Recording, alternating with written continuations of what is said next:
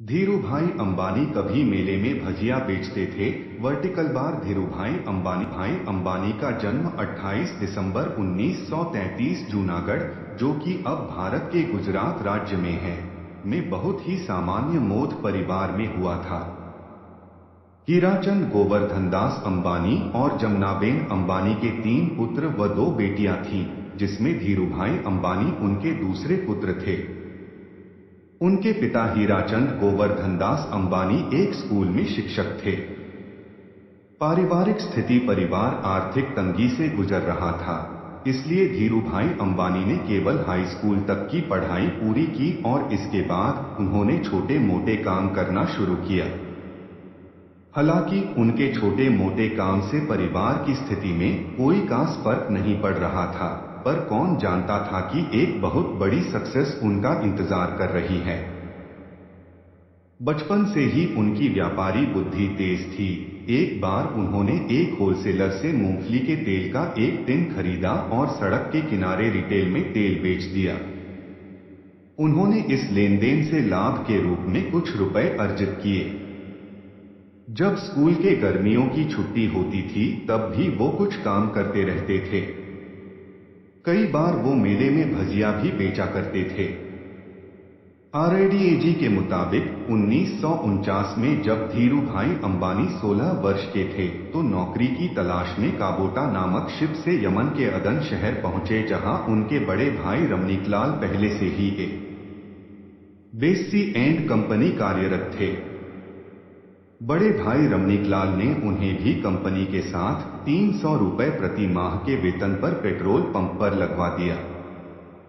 2 सालों बाद Bessie and company जब शेल नामक कंपनी के प्रोडक्ट्स की वितरक बनी, तो धीरूभाई अंबानी को अदन बंदरगाह पर कंपनी के फिलिंग स्टेशन में मैनेजर बना दिया गया।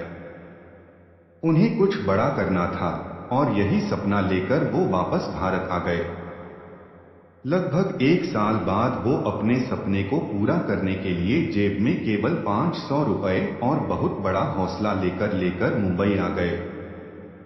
काफी सारे संघर्ष और पूंजी की कमी ने भी धीरूभाई अंबानी के इरादों को पिघलने नहीं दिया और एक छोटे से कमरे, एक मेज, 3 कुर्सी, टेलीफोन और सिर्फ 2 सहयोगी के साथ रिलायंस कॉमर्स कॉरपोरेशन की रूपरेखा बना ली।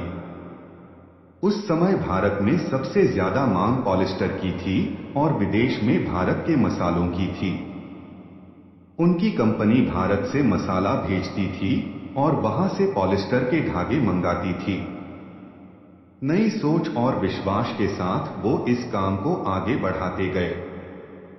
1966 में कपड़े बनाने के कारोबार में कदम रखा और अहमदाबाद, नरोडा में कपड़ा मिल की शुरुआत की।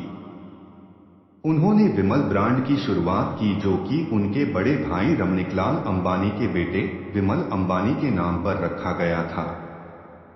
1992 में ग्लोबल मार्केट से फंड जुटाने वाली रिलायंस देश की पहली कंपनी बनी। 2000 के आसपास रिलायंस पेट्रोकेमिकल और टेलीकॉम के सेक्टर में आई और धीरूभाई अंबानी देश के सबसे रईस व्यक्ति बनकर उभरे और 6 जुलाई 2002 को धीरूभाई अंबानी अपनी यादें छोड़ गए। हालांकि वो आज हमारे बीच नहीं हैं, पर आज भी लोग कहते हैं कि यदि बिजनेस करना है तो धीरूभाई अंबानी से सीखो। आशा करता हूं कि आपको ये वीडियो अच्छी लगी होगी। कृपया वीडियो को शेयर करें और जुड़े रहने के लिए चैनल को सब्सक्राइब करें। धन्यवाद।